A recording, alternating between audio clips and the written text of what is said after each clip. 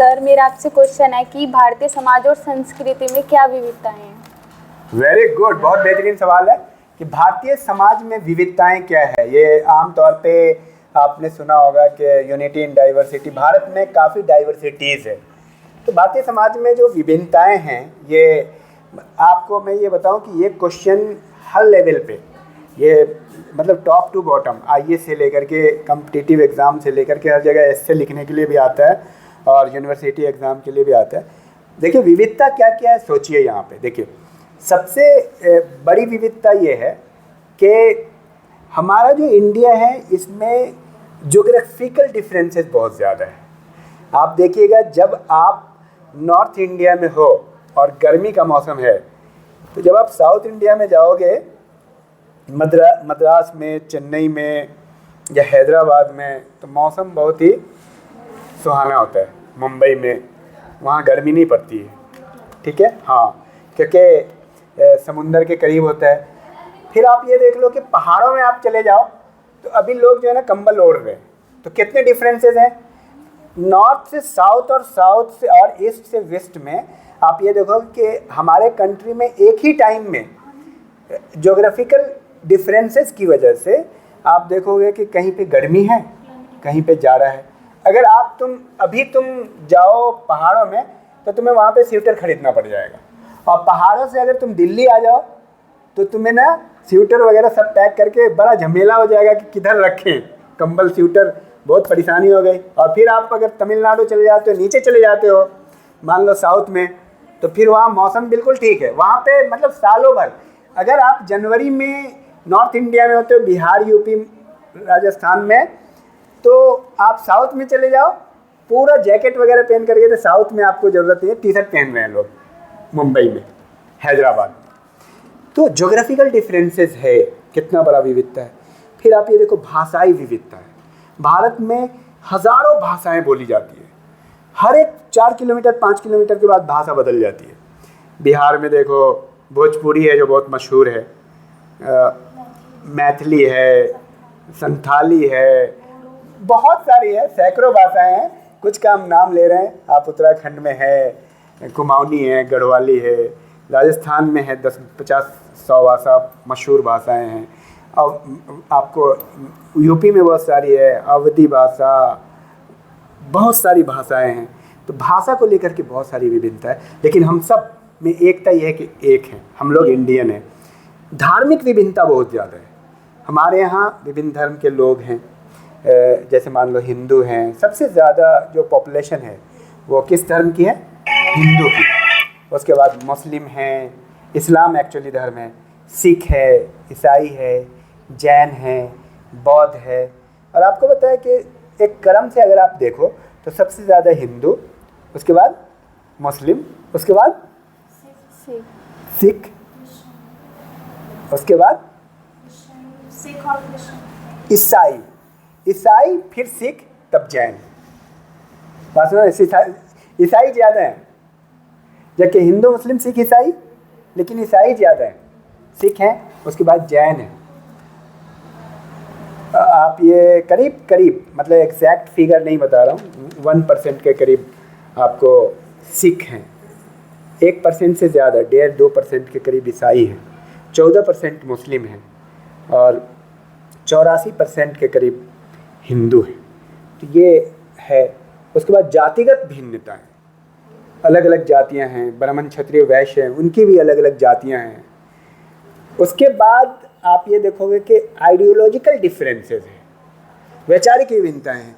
कोई जो है मार्क्सवादी है, कोई धार्मिक है, कोई धर्म पे नहीं चलने वाला है, उसको बोलते हैं एग्नोस्टिक भी है, उसको बोलते हैं जो धर्म पे नहीं चलता है उसको एथिस्ट बोलते हैं। कुछ एथिस्ट मिल जाएंगे, कुछ धर्म पे चलने वाले हैं, और कुछ एग्नोस्टिक हैं जो कंफ्यूज्ड हैं। उन्हें कुछ ऐसे हैं जिनको मतलब वो गंगा गए तो गंगा राम, यमुना गए थे यमुना राम, सारे धर्म को मानते हैं, ऐसे भी लोग हैं, ठीक है। तो फिर रेशियल डिफरेंसेस बहुत है। आप ये देखो, इसी देश में कुछ लोग ऐसे मिल जाएंगे तुम्हें जो एकदम अफ्रीकन लगेंगे दिखने में। तुम जब देखोगे ना तो कहोगे यार ये कहाँ से, अफ्रीका से आए, इंडिया के हैं, ये वेस्ट इंडीज के हैं। सही में बता रहा हूँ। जैसे साउथ इंडिया के लोग कुछ आपको आप देखेंगे ना तो आपको लगेगा कि वेस्ट इंडीज से आए हैं, ऐसा आपको फील होगा। कुछ लोग आपको ऐसे दिखेंगे इतने खूबसूरत ना, अमेरिका वाले लगेंगे जब आप उसको देखोगे ना। जैसे जम्मू कश्मीर, पंजाब, उधर नॉर्थ वेस्ट में आप चले जाओ तो कुछ तो आपको ऐसे लगेंगे जैसे आपको मतलब लगेंगे कि चाइना से आए हैं, ठीक है। तो कई हाँ हाँ उस हिसाब से उनको गलत तरीके से कमेंट भी करते हैं। तो वो रेशियल डिफरेंसेस है।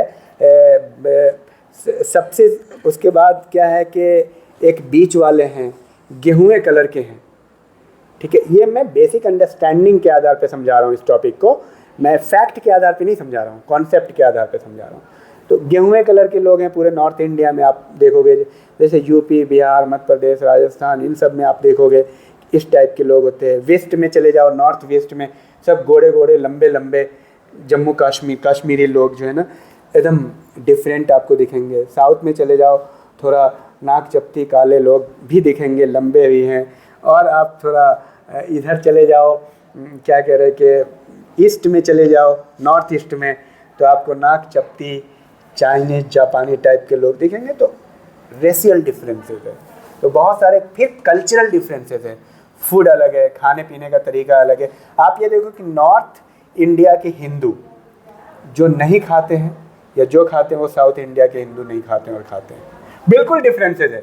नॉर्थ इंडिया के हिंदू कहते हैं कि मैं हिंदू हूँ, मैं ये नहीं खाता हूँ। साउथ इंडिया के हिंदू कहते हैं मैं हिंदू, मैं ये खाता हूँ। सोचो, वो जिस चीज़ को आप समझो प्रोहिबिटेड मानते हैं कि हराम है, एकदम गलत है खाना, साउथ इंडिया वाले उसको। इसी तरह विवाह में डिफरेंसेस है। नॉर्थ इंडिया के हिंदू की बात कर रहा हूँ कि नॉर्थ इंडिया के हिंदू जिस विवाह को अमान्य मानते हैं, साउथ इंडिया के हिंदू उसको प्रेफरेंस में रखते हैं। जैसे मान लो कि नॉर्थ हिंदू में क्या करें कि एक तो ये कि चचेरे भाई बहनों में शादी या फुफेरे भाई बहनों में शादी आमतौर पे नॉर्थ इंडिया में नहीं होता, लेकिन साउथ इंडिया में होती है। देखो, तो ये कल्चरल डिफरेंसेस भी है। फूड में डिफरेंसेस है। आपने सुना जैसे साउथ इंडिया का फूड क्या क्या होता है? इडली, डोसा, सांभर, ये सारी चीज़ें मतलब अंडरस्टैंडिंग की है। कभी आपसे ये क्वेश्चन पूछा जा सकता है, एक स्टूडेंट इंटरव्यू में पूछा जा सकता है, कहीं पे भी पूछा।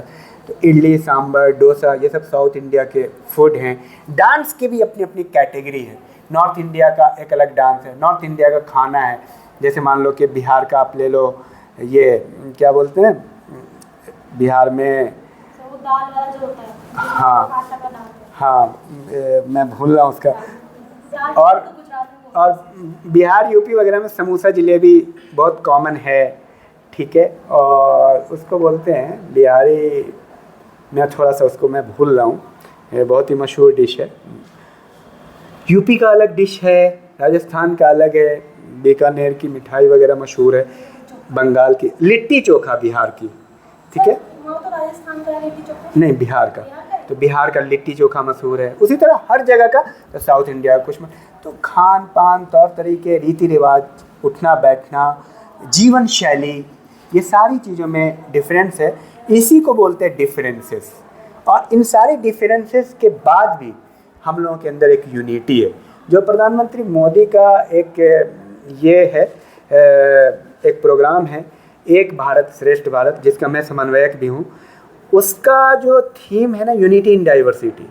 तो विविधता में एकता कैसे? हमारा संविधान एक, हमारा राष्ट्रपति एक। अब देखो एकता कहाँ पे है? अब साउथ का हो, नॉर्थ का हो, भाषा कोई भी हो, संविधान एक, प्रधानमंत्री एक, राष्ट्रपति एक, देश का नाम एक, हम इंडियन है, ये एक। चाहे हमारी भाषा अलग हो, संस्कृति अलग हो, लेकिन हम लोग क्या है, हमारा संविधान एक है, तो संविधान सब पे लागू होता है। तो ये सारी चीज़ में हमारा ज्योग्राफी एक है, पूरी ज्योग्राफी है एक इंडिया की, भौगोलिक रूप से हम लोग जुड़े हुए हैं। और हमारे संविधान में हम भारत के लोग से शुरू होता है, ये पूरे भारतीयों को प्रतिनिधित्व करता है। वो एक भारतीय का नहीं, काला गोरा, मतलब रेस के आधार पे, भाषा के आधार पे, धर्म के आधार पे, जातिगत कोई भी विभेद को स्वीकार नहीं किया गया संविधान में। तो ये सब था विभिन्नता में एकता। समझ में आ रही बात?